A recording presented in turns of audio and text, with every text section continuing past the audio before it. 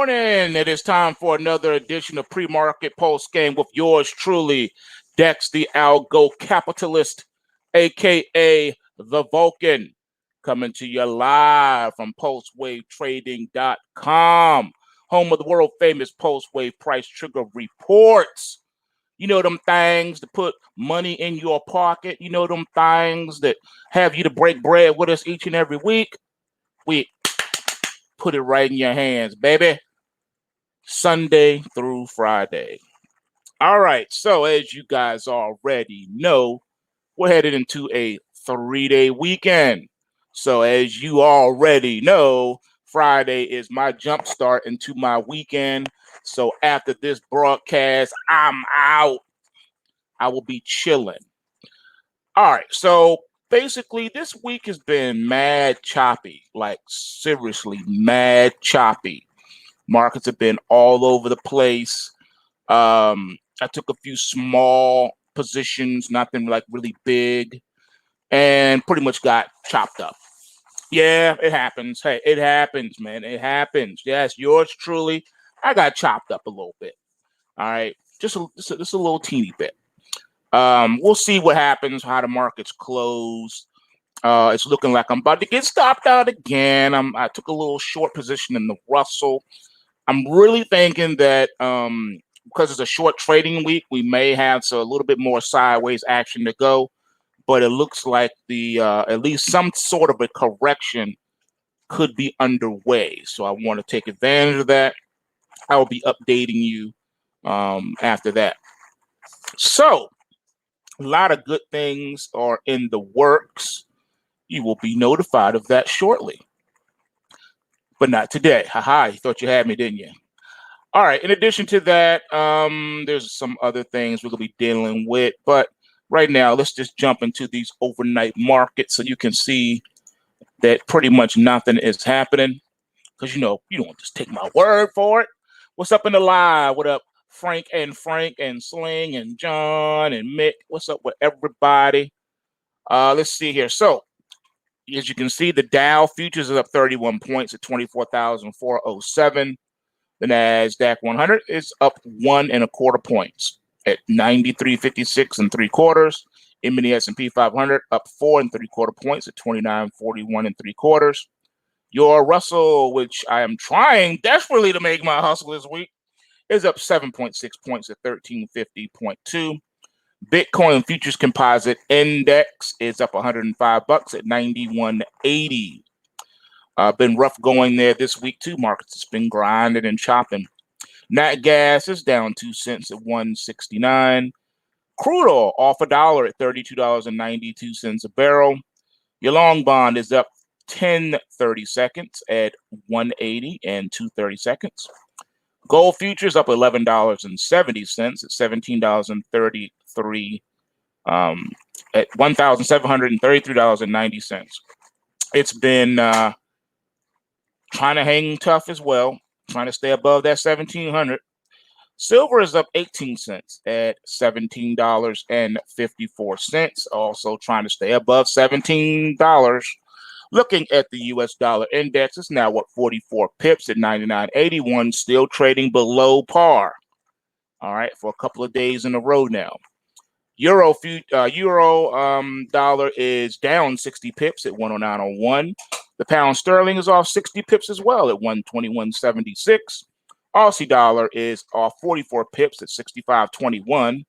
Canadian dollar is up 75 pips at 140.30. Euro yen down 52 pips at 117.24. And the dollar yen is off 13 pips at 107.57. And the Kiwi New Zealand dollar is off 24 pips at 60.93. Turn our gaze over to food. Soybeans are down 1.5 at 8.33.5. Corn is off 1.25 at 3.16.5. And wheat is down 8.75 points at 5.07.25 after hitting 5.16.25 in the overnight. All right, so that is where we are, man. We're still consolidated. Pretty much every market is consolidating. Equities consolidating. U.S. stock indexes consolidating. Bonds consolidating. Cryptos and Bitcoin consolidating. Bond market consolidating. Gold consolidating. Silver consolidating. What is a person to do? On weeks like this, you just take a step back because there's not too much you can do. You try to take a small position here and there. Chances are you're getting stopped out on whatever you do, and you're just not getting a lot of bang for your buck. So you just step aside, man. You don't overtrade. You don't try to make something happen. When markets consolidate like this, that means they're not moving. They haven't decided to go up or down. They're just moving sideways. So what you end up doing is you just step aside and you just let the market decide what it's going to do. And then when it does something, you jump on it. Now, how does that translate into real world? What's the application of what I just said? The application is this. Instead of using your buy and sell trigger, all right, the daily buy and sell trigger, you just focus on the weekly entry point. That's it. Just use your weekly. That weekly is not going to trigger until the market's ready to do something, plain and simple. All right. So let's repeat what I just said, ladies and gentlemen, class. In a nutshell, what do you do when the markets are consolidating all week? You switch from the daily to the weekly price triggers. Everybody understand that? That's what you do so you don't get too chopped up, all right? Very simple. That's what you do. And now how this is real world application. How do you know when to do that? All right, let's say today's Monday, right? You put your trade on Sunday night if you're trading futures, forex, or crypto. Monday rolls around, Monday morning's here, the day's going around, you get stopped out on a long position. All right, let's say today was a stop and reverse day, so then you can stop the reverse short. Stopped out on that too. Okay, fine. You chalk this up as just a donation day. Tuesday comes around. All right, you get in the market. Let's say you're short this time. When Tuesday's done, that gets stopped out. You reverse and get long again. Bam, stopped out again, and you're pretty much break even. And nothing's happening. What you do at that point, you say, okay, that's it. Stop. Right? That's 2 consolidation days in a row. No fire. Chill out for a minute. Say, okay, I'm going to switch now to the weekly profile. What does the weekly report say? Boom. That's what you do. That's how you make it work. If you get stopped out 2 days in a row, the market is consolidating, trading in extremely narrow ranges. You switch to your weekly.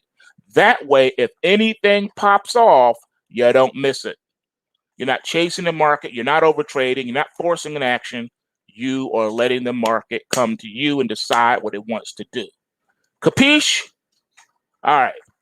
Frank, I think we need to make a quick little video like that and put it in the training thing. That way people can always go back to it and know what I just said, or we can just take the excerpt from this live. Either way, we can make it work. All right, so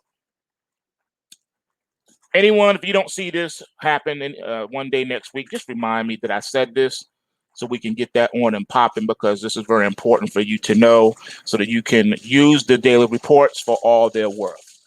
All right, moving forward, let's get into the market news. Once again, for those that do not know, Monday is a holiday, so the markets will be closed, which means I will be chilling with the fam. All right, but I know you wild fucking Bronco cowboy crypto type people are going to be out there in those cryptos. I know it. I can already see it in my crystal ball. So don't worry.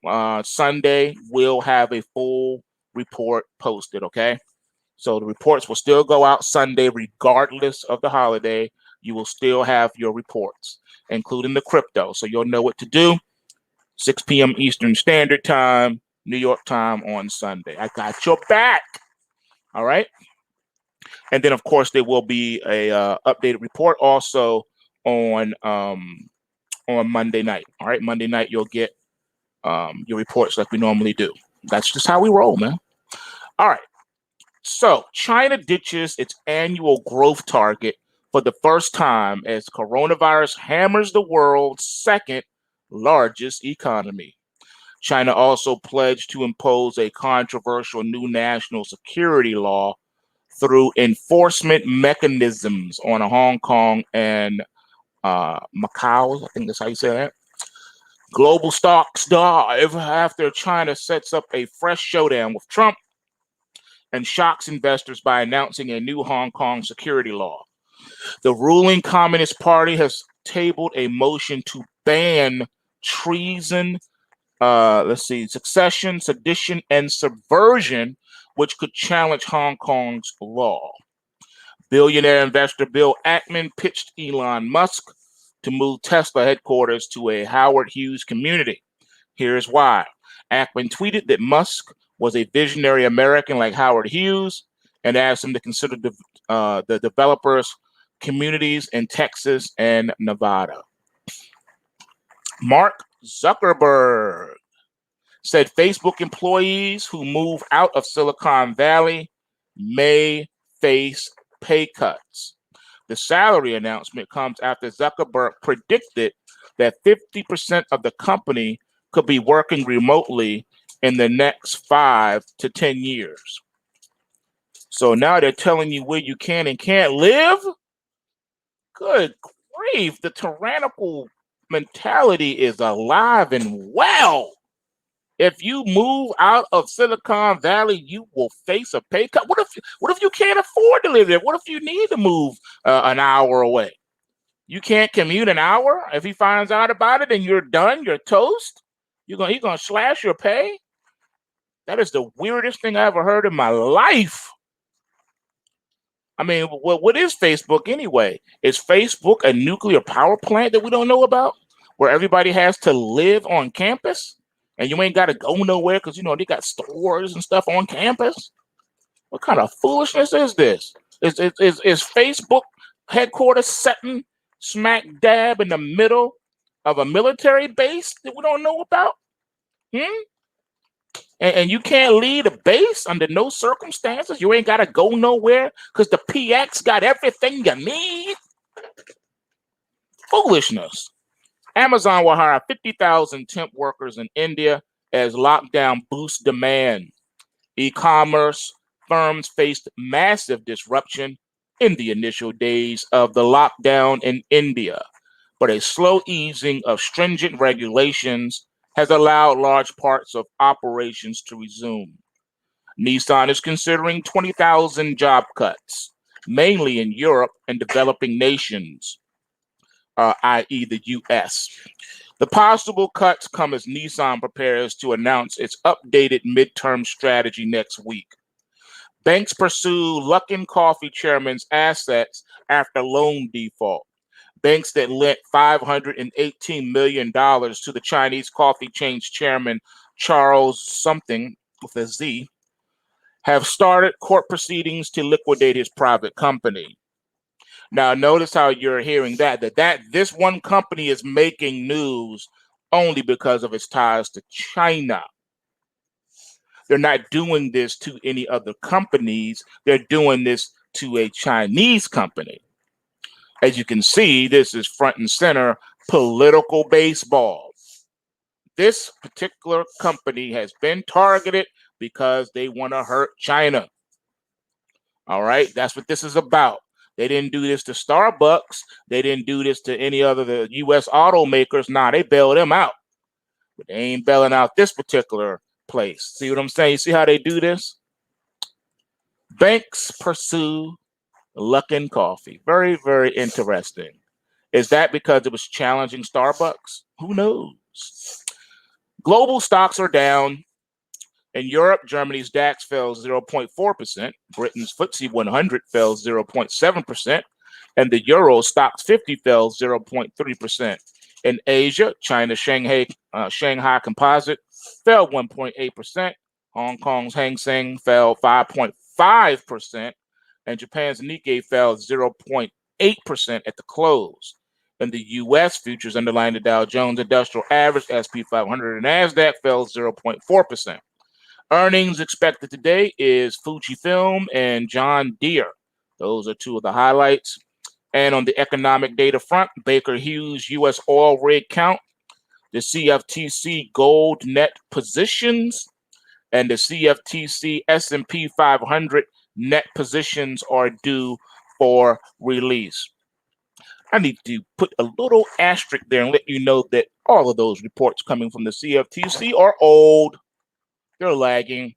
By the time those reports come out, people have probably unwinded their positions and everything else. Just a little FYI for those that are not in the know. Had to let you know that. All right, so we got a couple of things to chat about. Not too much today. We pretty much cover all the ground we need to cover this week. So we're just going to tread a little lightly and just take a little sidestep for a minute. Now, remember how I've been explaining to you guys the way, the whole evolution of the markets that we currently have, right? And how for the longest time you've been hearing the talking heads say that pretty much retail investors have fled the market years ago, decades ago, and they've never come back. Everything now is robots and computers and blah, blah, blah. Well, that does not prevent them from coming up with reports. Everything now is political. Everything has been politicized. No matter what happens, everything is now political. I tell you, it is crazy how retail investors took over the stock market. 2 weeks ago, we showed a bizarre breakdown of the main market participants during the latest market melt up and massive short squeeze phase where institutional hedge funds and CTAs and quants and other institutional and systematic funds were refusing to chase the rally. Okay. Retail investors were not only all in, but had literally doubled down since the COVID lockdown. But how and where were they getting the money from to chase stocks with such reckless abandon? We now know the answer, according to the credit card data analytics company Yodlee. After putting some money into savings and withdrawing cash, confirming some of those nascent rumors about ATM runs in March, the third most popular activity for most income segment was securities trades, i.e. buying stocks, especially among the pure middle class, those making between $35,000 and $75,000 a year. Overall categories which saw highest week-over-week changes by households which received stimulus versus those that did not receive stimulus. All right, so you have it broken down to, basically just a generalized securities trades. They have it broken down: utilities, travel, loans, education, rent, blah, blah, blah, blah. Nothing to see here. Wash, rinse, repeat. Meanwhile, separate data from Goldman only confirms the surge of small trades, i.e. retail participation in the past 3 months. Oh, there's the opening bell. A few months ago, in response to inbound client inquiries about the participation of individual investors in the share of option market, Goldman started tracking the percentage of volume that is driven by trades of small size as a proxy for assessing the percentage of activity attributable to individual investors. We monitor the percentage of volume that is attributable to trades of $2,000 or less in the largest 100 stocks. In single stock options, we monitor the percentage of volume that occurs in one contract. One contract provides optionality on 100 shares for the 50 stocks with the most liquid options.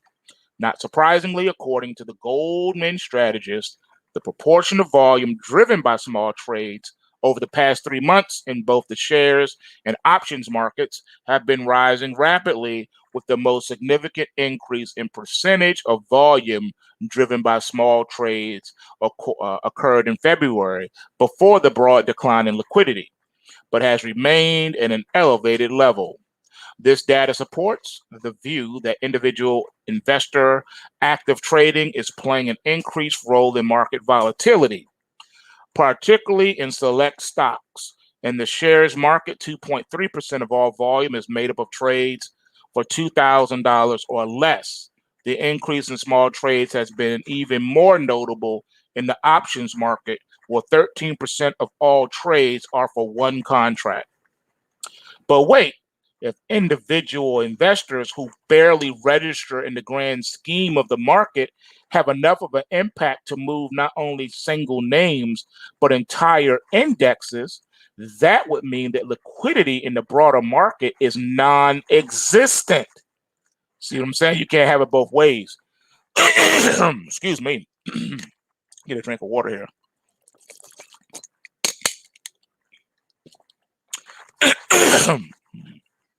Yeah, you can't blame the retail guy and then have it both ways. You know that there is a target piece. You know that they're targeting the retail side of things, where they keep talking about the retail side of things in a negative light. And that's what we've been experiencing lately. Okay. So again, if a small portion of the market, which is your retail, which is like a speck on a wall, if their little itty bitty trades is enough to move the markets, what does that say about the markets? It's saying that there is no liquidity at all in the market. And that's precisely the case because of, as Goldman Sachs notes, futures liquidity has only recovered to its 22nd percentile, while single stock liquidity remains below December 2018 levels. In other words, with most other investor classes setting this one out and thus making sure market liquidity remains dismal, retail investors who have been chasing upward momentum in the past 3 months as they flooded their $0 trade cost online discount brokers with trades basically took over the market, which also explains why this particular bear market rally from March 23 low to 3,000 has been especially hated by institutions. All right, so being that I worked on the street, I can tell you everything about this article pretty much is nonsense. Absolute, complete nonsense. All right. For years, it has been touted in the Wall Street Journal, CNBC, Bloomberg, Barron's, you name it, talking about how the retail people have fled the market. They haven't been in the market since 2008. That was the last straw. They're done. They're never coming back. They all blew up their accounts. And then all of a sudden, here comes Robinhood trading. But Robinhood has not really done anything with the market because it's been down. It can't stay up. The app doesn't work. So where do we go from here? Even if that was the case, then the market should have collapsed again by now if they were the only people holding up the market. The truth of the matter is, ladies and gentlemen, don't forget, you have the biggest trading account in the world. Does anyone know who owns that account? I'll tell you if you don't know, it's the Fed. The Fed has the largest trading account in the world, and they're the ones that have been propping the markets up and buying ETFs. All right, y'all ready to get into the icky sticky? Are you ready to put on your big boy pants and your big girl drawers? Are you ready to get in this? Are you ready to go there? Or are you ready to rumble? All right. I call bonk on that first article because ain't nobody got no job. You ain't got no job, Tommy. Word on the street, Tommy, is you ain't got no job. The word in the motherland, Tommy, is you ain't got no job. Y'all remember all those different situations? All right. People ain't got no money and they ain't got no job. Not only ain't nobody got no job, but don't nobody want no job. People that don't have a job don't want a job. Ain't that some stuff? I know y'all saying like, what you talking about, Willis? I'm gonna tell you what I'm talking about. Dear corporate America, take your job and shove it.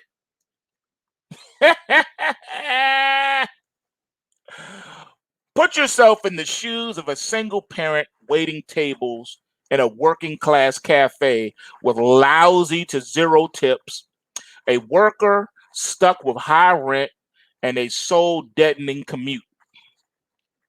one of the tens of millions of Americans working poor have seen their wages stagnant and their income becoming increasingly precarious, uncertain, while the cost of living has soared, skyrocketed, run up, run amok, getting out of the hand.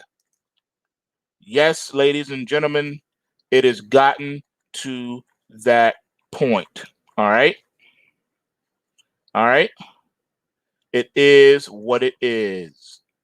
It is what it is. All right. I got to tell you, ladies and gentlemen, there is no escaping reality. It's not happening. Unemployment and the federal stimulus bonus of a $600 a week are far more than your regular wages, including tips. Exactly why do you want to go back to your miserable job and low pay? Why wouldn't you take time off and enjoy life a little bit? Which is what you've been wanting to do for years. Get out of the rat race, right? Get off the treadmill, you hamster. Indeed, why not? The pandemic is giving many permission to get what they always wanted. Consider these examples. Number one, the Federal Reserve has always pined for the power to bail out the top 1%, the new nobility, the way they deserve, with unlimited money printing and the Fed being able to buy every rigged, fraudulent asset spewed by the new nobility's financial and corporate predators and parasites. The pandemic genie granted your wish. There's no limits on how many trillions you can shove into the greedy maw of the top 1% and bail out every single one of their predatory, exploitive, legalized looting bets that went south. That's right. Just because they have all the money doesn't mean they have all of the know-how, ladies and gentlemen. They lose more money than the little guy. How do you figure? Because they have more money to lose than the little guy. Local officials always wanted to commandeer some motels and shove the homeless into them to clear the sidewalks and parks of the claim homeless problem solved. Presto, your wish has been granted. And that's exactly what you've been seeing, ladies and gentlemen. They have been commandeering motels and putting homeless people in them. One of the biggest notable projects, and probably one of the first people to do it, was the joint up in Washington, D.C. Yep. Central government authorities have always resented all those pesky civil liberties, restraints on their unquenchable desire to control every tiny aspect of your life, public and private. Oops, there is no more privacy. They've gotten rid of that too. And now the doors to petty authoritarian heaven have opened. Come on in. Question our authority? Really? Okay, fine. You're going to the gulag. Doubter of all that is great and good. Restaurant owners who on camera always have to say how much they love their customers and businesses, never mind the money, who secretly have come to loathe their over-entitled, self-absorbed customers and are sick and tired of all the soaring rent, business licenses, i.e., business license permission payments, insurance, payroll taxes, and cost of ingredients. You know what, pal? Here's the keys. You can reopen whatever the heck you want. I'm out of here. I've been secretly wishing I could get out from underneath this crushing burden and get my life back. Yes, it was exciting way back when, but now it's nothing but an endless grind. Have you played NBA 2K20? Have you played the new Animal Crossing? Talk about grind. That wasn't making money even before the pandemic. Since the financiers, big tech mini gods, and stock buyback crowd have looted and pillaged their way to the immense fortunes by lying, cheating, conniving, and gaming. Why not follow the money just like the predators and parasites at the top of the heap? Indeed. Why not fudge the application for a federal small business loan and use the free money to lease that shiny new Rolls Royce you always desired? Well, haven't the authorities been begging us to borrow and spend like there's no tomorrow? Dear corporate America, maybe you remember the old Johnny Paycheck tune. Let me refresh your memory. Take this job and shove it. I ain't working here no more. If there's a will, there's a way. And I'm stepping off the rat race merry-go-round.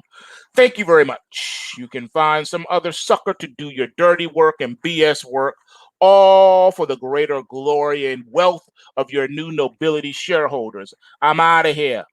I'm out. I'm ghost. Peace. So I won't get rich. That dream died a long time ago. What I'm interested in now is getting my life back. They want his life back. His name is Tom Cruise. This movie is The Firm, and he wants his life back. The pandemic might not follow the central casting script of a V-shaped return to debt serfdom. Everyone who was sick and tired of their pre-pandemic life and the endless exploitation has had time to think things over. And some consequential percentage of them will welcome goodbye to all that, and others will decide not to go back, even if that is still an option. It's called opting out, and it has always been characterized at the end of the imperial pretensions and pillagings and propagandas and predations. Federal parasites, beware the second order effects of your overweening dominance and limitless greed. I'm telling you, ladies and gentlemen, you can't even pay people to come back to work. They are not coming. I saw a news script maybe a week ago or so, where they were interviewing, the local small businesses here in my area, and they were like, I can't get people to come back. They're saying, why should I come back to work when I'm making more on unemployment than I did when I came back to work? So she couldn't get her people to come back even when she got permission to reopen. Talking about some Fraggle Rock. I tell you, man, this is what you get. This is when you corrupt everything, when you corrupt all that is good, what's left? You know what's left now? Oh, they still run those old reruns and episodes, but they have been remastered for the new generation. So now when you turn your TV on to watch some old Barney remake episodes, now Barney is standing there with some super Timberlands on, some baggy shorts, and a wife beater, and he's drinking a 40. He's drunk. All right, he's out of his mind. So he got a 40 in one hand and he got some lean in the other. And he leaning on camera. And you know one thing that people didn't know is that when Barney gets zooted like that, just gets his mind blown out like that, when he just out of his mind, he becomes violent. And don't forget, at the end of the day, you guys, he is a Tyrannosaurus Rex. And he is rampaging all over the scenery, all over the stage. He is now eating children live on camera. Somebody stop him. He's out of control. Barney, please calm down.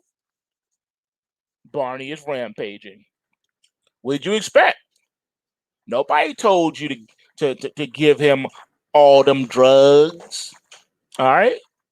That's right. They gave him the purple stuff, and he is purple. Hey, what you expect? It's in his nature. He is a T-Rex. He don't play that. He said, you don't control me. I say what I want to say. He's cussing live on camera. He's scaring the children. He's eating the children. What are we going to do? He's out of control. Well, you know what else is out of control? Loan defaults. And here they go. 2 weeks ago, when looking at the recent flurry of Chapter 11 filings and a striking correlation between the unemployment rate and loan delinquencies, we said that a biblical wave of bankruptcies is about to flood the U.S. economy. You just wait until them courthouses open back up. It now appears that the wave is starting. It's starting, and it's going to be a monster. Because according to Fitch, the monthly tally of defaults in the U.S. leveraged loan market has hit a 6-year high, as companies are either missing payments or filing for bankruptcy because of the fallout from the coronavirus pandemic, the coronavirus scamdemic. According to the latest Fitch Leveraged Loan Default Index data, the total amount of defaults in this high risk, high yielding area of the debt markets at $12.6 billion in May so far alone, the highest since April of 2014, bringing the leveraged loan default total for the year to date at 33.3 billion. Notice the 33.3, the 333. You know they love those numbers, 33 and a third. The Masonic number. Get the Masonic numbers up out of here. At the end of April, the trailing 12-month default rate jumped to 2.8% compared to just 1.8% at the end of last year.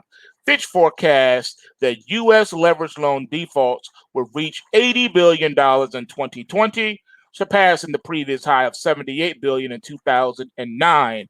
No, wrong, sir. You are wrong. It is going to be at least 10 times that amount. Deal with it.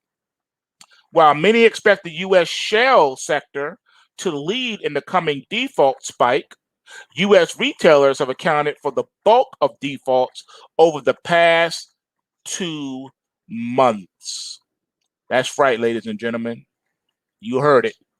As they were forced to temporarily close stores in response to the COVID-19 scamdemic pandemic. For now, energy remains in fifth spot after the telecom services and manufacturing sectors. Retailers Neiman Marcus Group, J. Crew, and J.C. Penney, all, not some, all filed for Chapter 11 bankruptcy protection this month in the United States, while Chesapeake Energy said this month it was unable to access financing and was considering a bankruptcy court restructuring of its over $9 billion debt if oil prices did not recover from the sharp fall caused by the COVID-19 scam pandemic. What's coming will be far worse, with none other than the CEO of the world's biggest asset manager confirming as much. Speaking on a call with clients, Larry Fink, who runs the $7.5 trillion BlackRock, said that bankers told him they expect a cascade of bankruptcies to hit the American economy. And you know what's really funny? It is really, really, really, really funny. Because they mentioned the U.S. shale industry, right? Well, pump your brakes. The U.S. shale industry is too important to fail. It's too big to fail. It may well be the case the U.S. shale sector has cut over $50 billion from its plant spending this year. The number of operating rigs has fallen by 40% in the past 4 weeks, and output has fallen by nearly 1 million barrels per day over the same period. It is equally true, though, that all these reports, what they overlook is that the shale oil and gas sector is too important from a geopolitical and economic perspective to the world standing of the U.S. for it to be allowed to fail. That's right. They're going to prop up poorly managed, poorly run industries, including the U.S. energy market. That's right. That's right. You heard it. And all other considerations are secondary. In reality, the U.S. shale sector is set to emerge stronger and earlier than the vast majority of people think. Ever since the 1973 oil crisis, when Saudi Arabia pressured OPEC members, plus Egypt, Syria, and Tanzania, to embargo oil exports to the US and the UK, Japan, Canada, and the Netherlands, in response to the US's supplying of arms to Israel in the Yom Kippur War.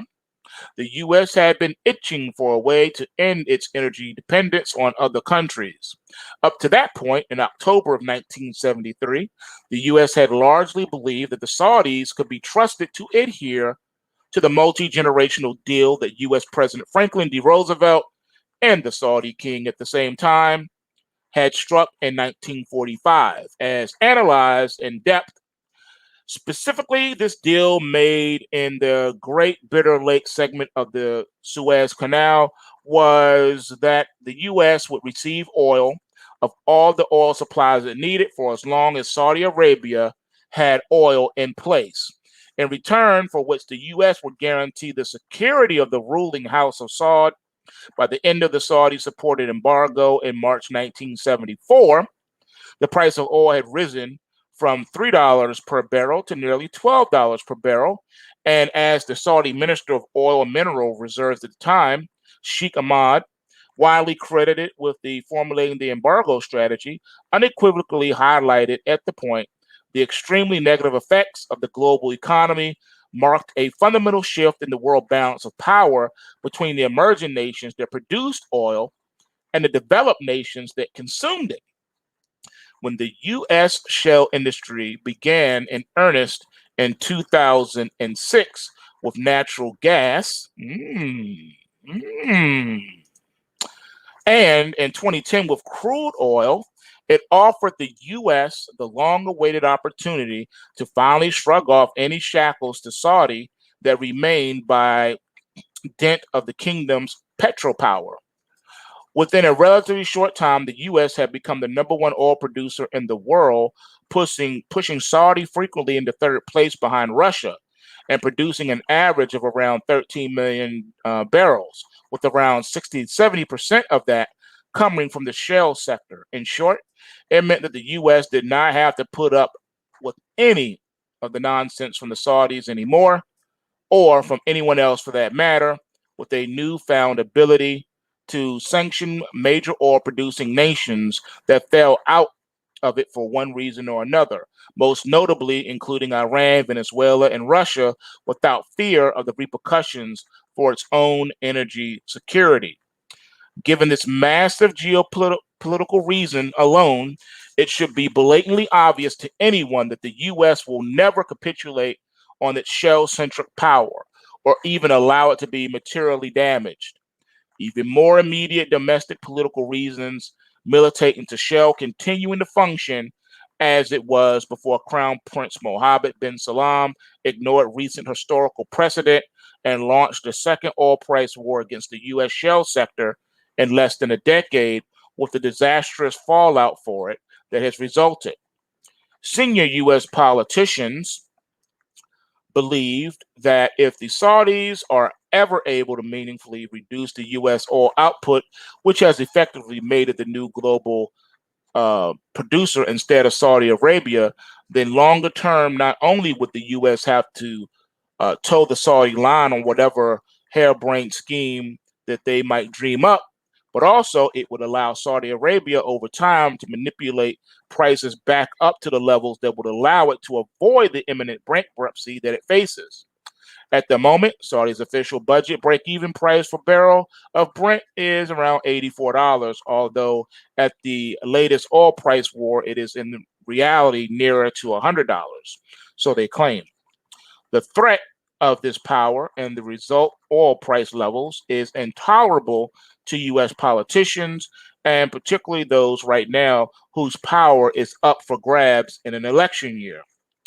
In this context, any sustained Brent price above $70 per barrel is regulated by the current presidential administration as being in a pricing area where the benefits to U.S. shale producers of higher prices are outweighed by the relative damage done to the U.S. economy. More specifically, it is estimated that every $10 per barrel change in the price of crude oil results in a 25 to 30-cent change in the price of a gallon of gasoline. And for every 1 cent that the average price per gallon of gasoline rises, more than $1 billion per year in consumer spending is lost. As Bob McNally, the former energy advisor to the former President George W. Bush, put it, few things terrify an American president more than a spike in fuel gasoline prices. At least as bad for a sitting president is the effect of rising gasoline prices on an already ailing U.S. economy due to the COVID-19 scam pandemic. According to the U.S. NBER statistics, since World War I, the sitting U.S. president has won re-election 11 times out of 11 that the U.S. economy was not in recession within 24 months ahead of an election. But presidents who went into a re-election campaign with the economy in recession won only once out of 7 times. Calvin Coolidge in 1924. As it stands, according to the American Petroleum Institute, the oil sector also accounts for 10% of the U.S. gross domestic product, although this has to be put in context of it being a lobby group for oil companies. What else is new?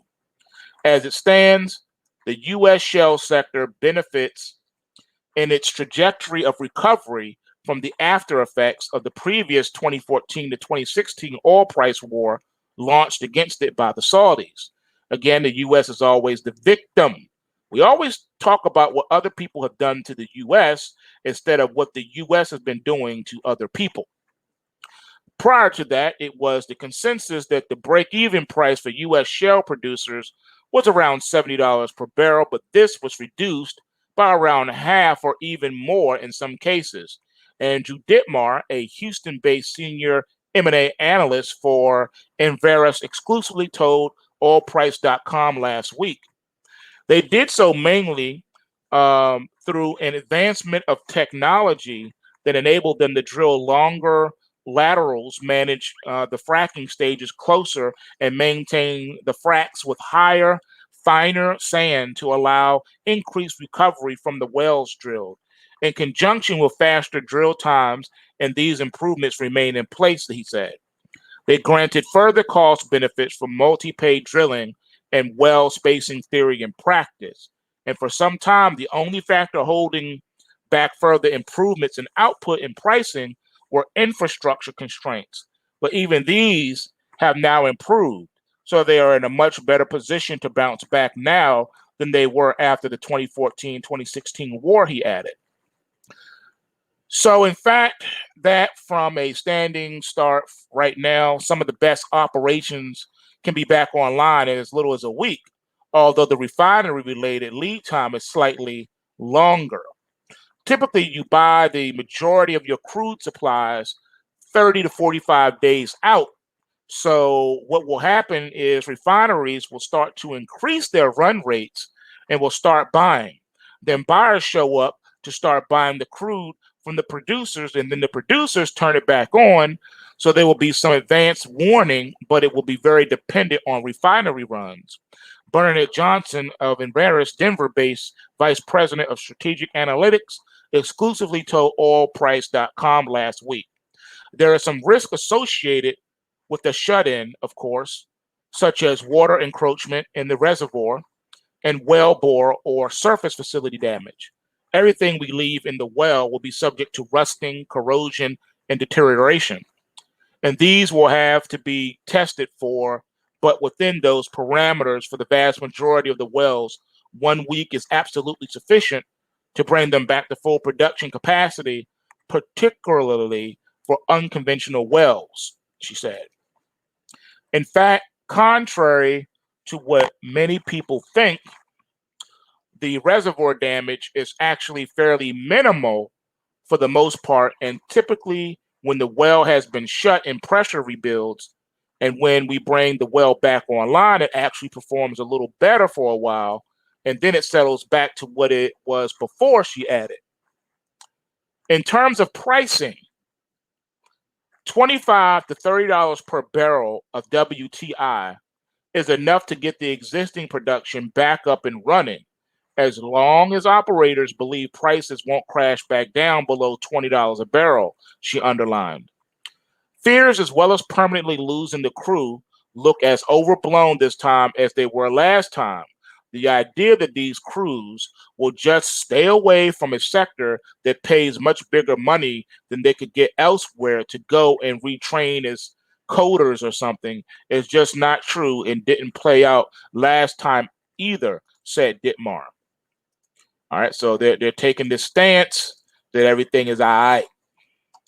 In some, what we have seen is just another phase of the business cycle, with the first phase marked by the rush of volume and the second phase marked by some demand for capital repayment from Wall Street in a broadly lower price environment after 2016, said Dittmar. Now we are entering a third phase that will be marked by more M&A activity, particularly by the acquisition of smaller shell operations by bigger firms, probably with a heavy equity-funded element, given that the stocks of the bigger oil firms have started to rebound, while the smaller firms still have very low valuations, he added.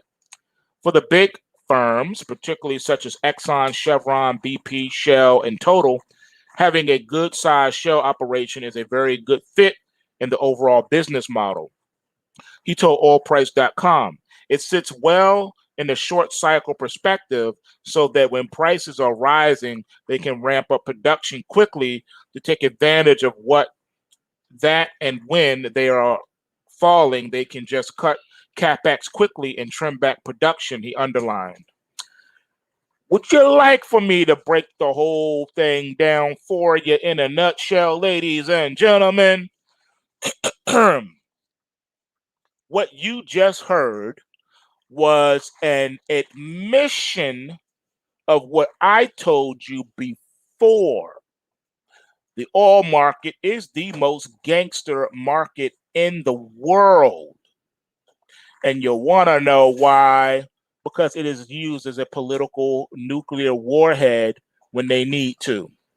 You just heard it just now that all this was done on purpose to bankrupt the smaller companies so that the bigger companies could buy them up.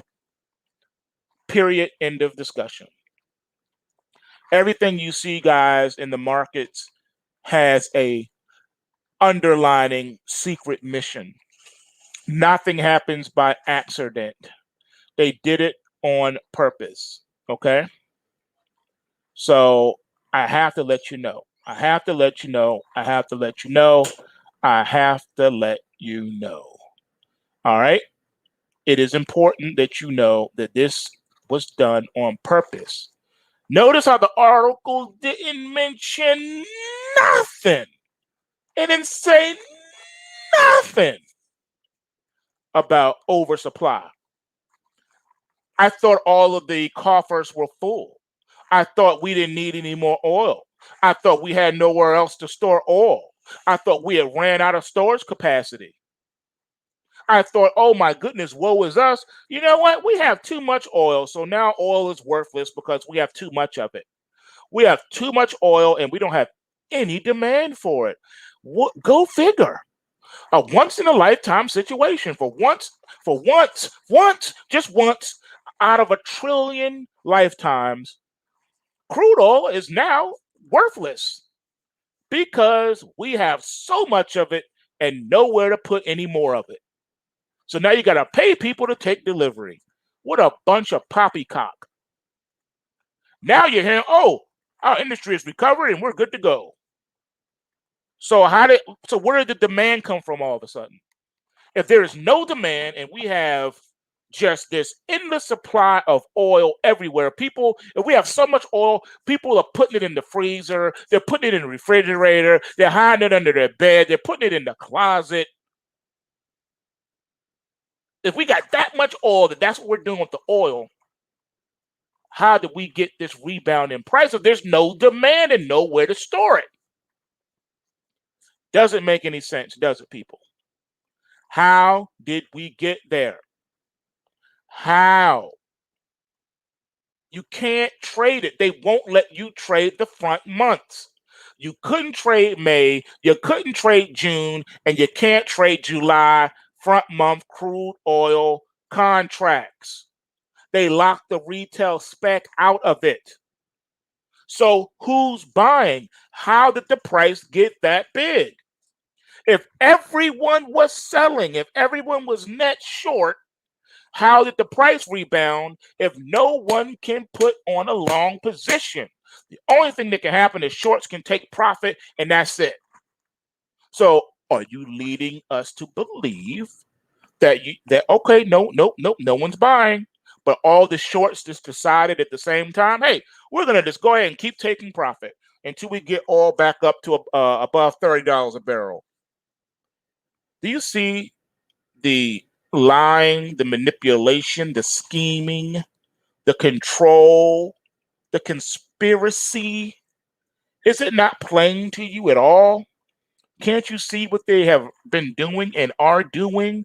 They have been lying to you, lie after lie after lie. Now that that story has died down, the negative oil prices, now it's, oh, the crude oil, oh man, the U.S. is good shape. We're in good shape. We're in good shape to bounce back. Yeah, after you took the price negative to crush your competitors and drive them into absolute bankruptcy so you could then come up and snatch and roll up all the smaller people. I tell you, people, open your eyes. You better do it before it's too late. You better do it before it's too late, because something has happened and they can't change what has happened. Do you know what that something is, ladies and gentlemen? Now, I'm sure you've heard this before, but I need you to hear it again, because this time it's more important than ever before. It's old hat to some, but it has come up again and we need to deal with it, because technically speaking, you guys, it's an emergency. And I'll give you some background as to why it's an emergency. All right, just hear me out first.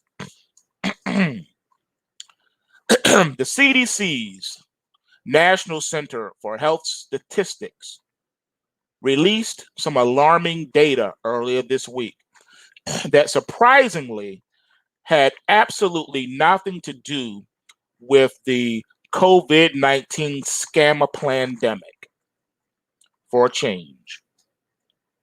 The report showed that the birth rate in the United States last year declined to its lowest level on record ever since the government began collecting data more than 110 years ago.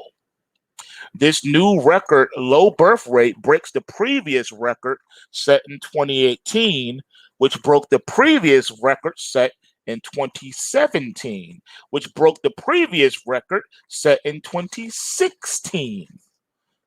Do you see a pattern here, ladies and gentlemen? You get the idea. This has been a long-term issue. People just aren't having babies anymore. And it's not just in the land of the free. Fertility rates are low all over the developed world, far below the population replacement level of around 2.2 children per mother. All right. Now, there's a difference, ladies and gentlemen. All right. Fertility rate is different than birth rate. Fertility rate, you need fertility in order to have birth. They didn't say the birth rates are down. If you say the birth rates are down, then that's giving us the idea that people just have decided not to have babies. But when you say fertility rates are down, you're saying that even if people want to have them, they cannot. They physically lack the ability to do this. Are you hearing me? This is the number of children that demographers say will maintain a steady population, 2.2 children per mother. In the United States, the average number of births per mother is currently about 1.7. In Australia, it's also around 1.7. In Spain, it's just 1.5. In Japan, 1.44.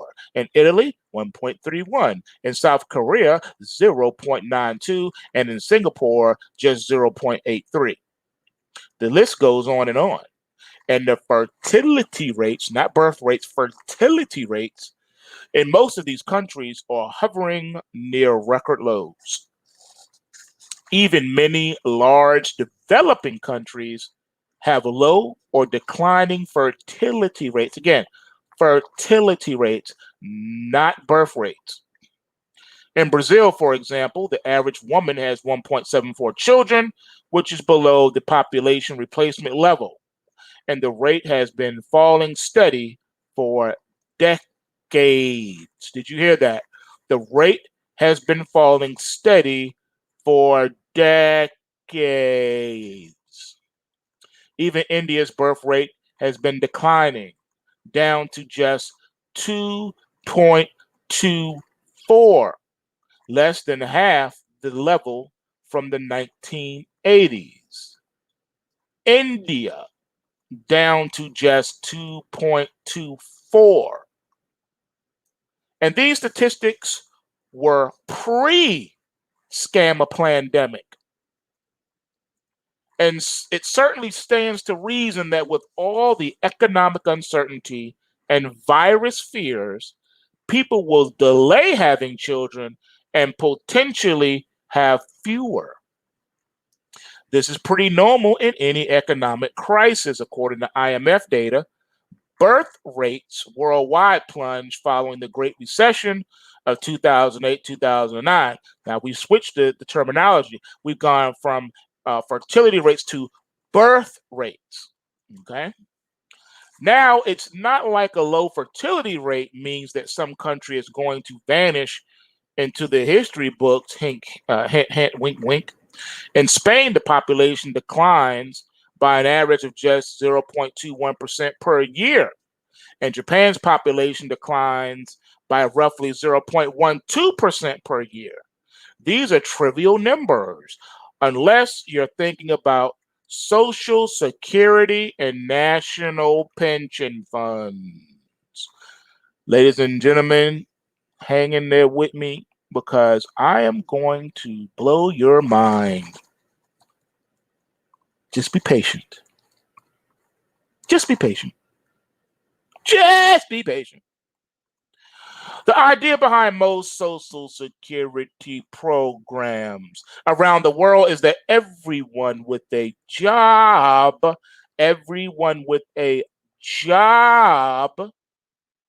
gives up a portion of his or her wages to pay monthly benefits to people who are currently retired.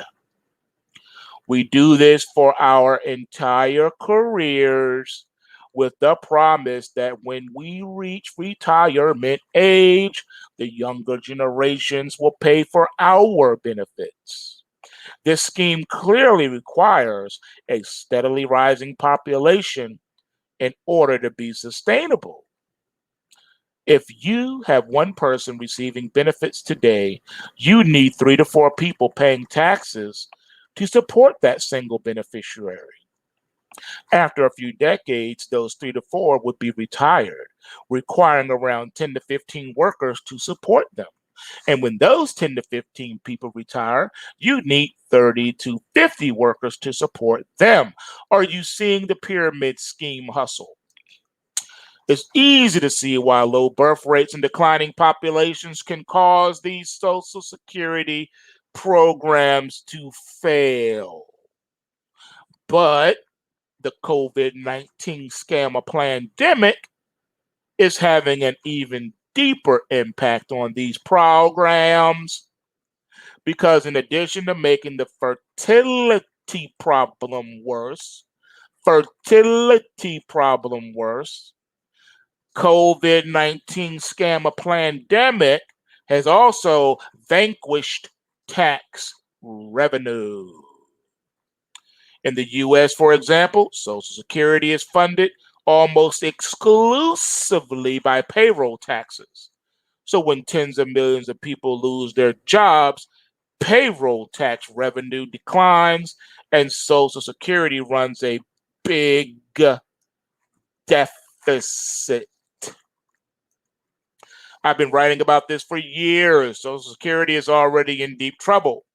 The program's trustees, which include the Treasury Secretary of the United States, write in their most recent annual report that Social Security's trust funds will run out of money by 2035. Again, though, that was pre-COVID-19 scam pandemic. Financial crises tend to make these things a lot worse. Back in 2007, the last year before the Great Recession, Social Security projected it will run out of money in 2041. But the financial crisis took such a toll that after it was over, they revised their projected insolvency date down to 2035. Social Security hasn't updated its projection yet to incorporate the COVID-19 scam pandemic, and they probably won't until next year. But the bipartisan policy center ran the numbers using the Social Security's own financial model. Here we go with these models again, people. Is it getting scary to you yet? And according to their analysis, Social Security is now set to run out of money in 2029. That might seem like a long time from now, but from a retirement perspective, it's just around the corner. And options for Social Security are extremely limited. The government will either have to radically increase payroll taxes and tax rates, or make drastic cuts to the monthly benefits they've been promising people for decades. So instead of getting $200 a month in Social Security, you may only get 75 or maybe even $50. Neither option is good, and most likely they'll end up doing a combination of both, but not yet, we think. As this scam pandemic has proven, they'll wait until it becomes a major catastrophe before even acknowledging the problem. And then they'll overreact with worse draconian measures imaginable. But any rational person who thinks long term, however, still has time to plan.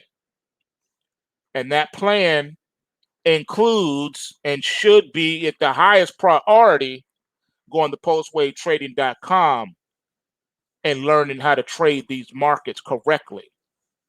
Let me give you this article in a nutshell.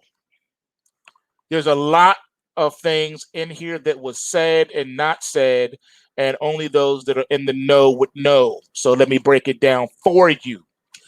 First of all, they interpose the word birth for the word fertility. Fertility and birth are two different things. You cannot have birth without fertility. And the article has admitted using the own government's information, using the government's models. Let's go deep. It said that this has been going on for decades. Lower fertility has been going on for decades. All right. Let's break that down. You know, I miss nothing. So, if lower fertility rates have been going down for decades, obviously the birth rate has also been going down for decades, which means that something really bad has happened to the DNA of human beings, meaning that we're dying off of the planet, or your boy and his papa, Mr. Bill Gates, and his foundation, and George Soros and all the other elitists have been doing an amazing job It's sterilizing the nations of the world as part of their depopulation agenda. It's all right here in black and white. You can't make this stuff up. By their own admission, fertility rates, not birth rates, fertility rates have been on the decline for decades. You don't get that way unless something is going wrong with the human being or something is going wrong that's being done to the human being. Either it's organic or it's something else, which means they have been poisoning the food, the air, and the water and making it so that you are becoming infertile. They've also been putting it in the vaccines and they've been putting it in the immunizations and vaccinations. They've been putting it everywhere. You thought they were just putting fluoride in the water. That's bad enough. Now, they've been putting a lot of stuff in the water. You just didn't know about it.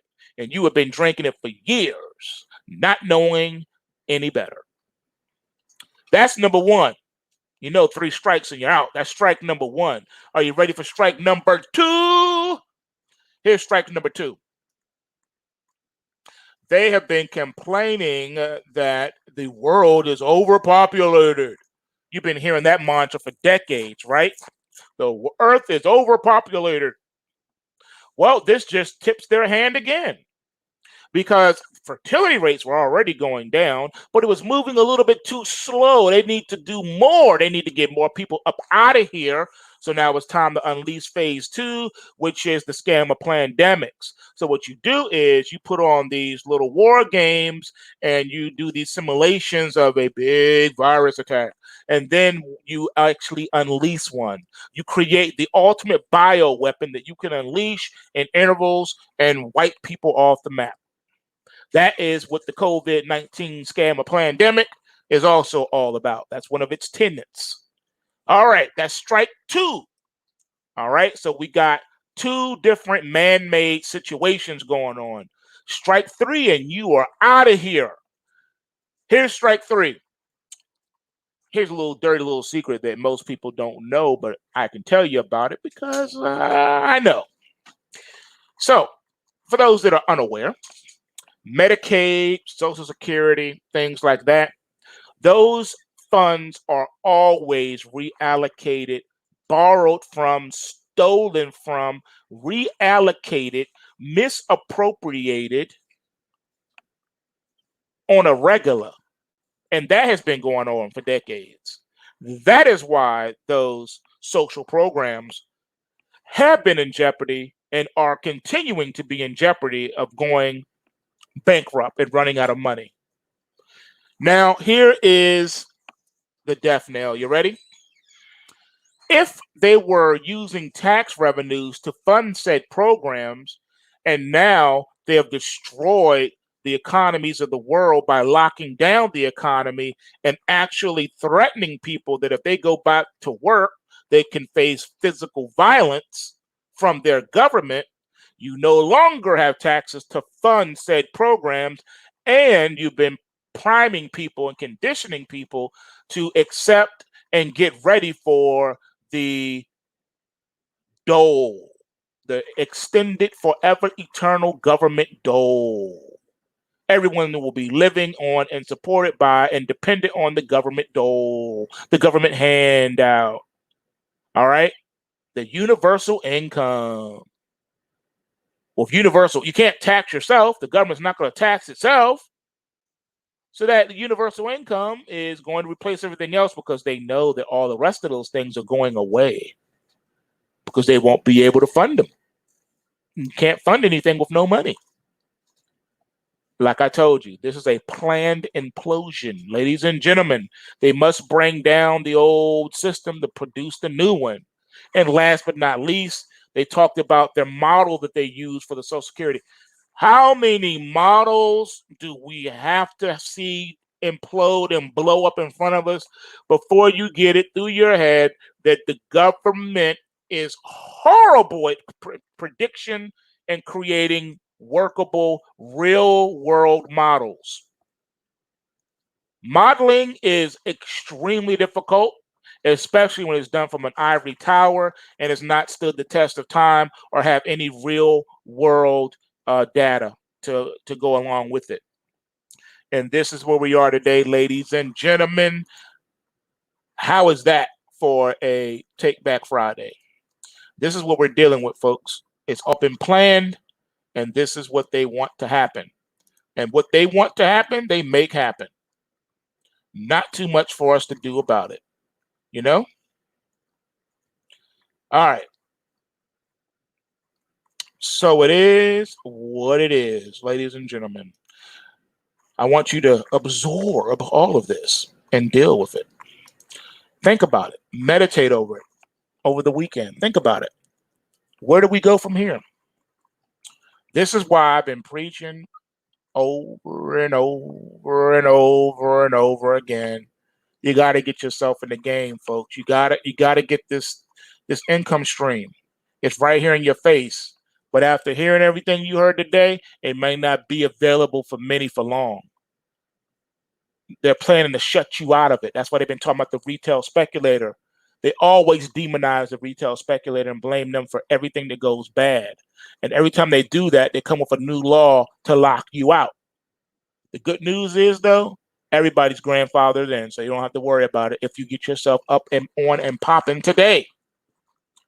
So with that being said, I wish everyone a happy 3-day weekend.